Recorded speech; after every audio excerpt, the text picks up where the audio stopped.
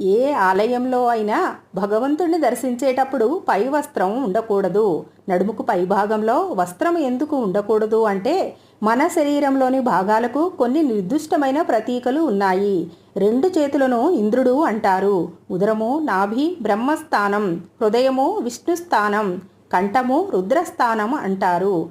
ఈ స్థానాలు వరుసగా వ్యానము, వివేకము, విమూకము అని గుర్తిస్తారు.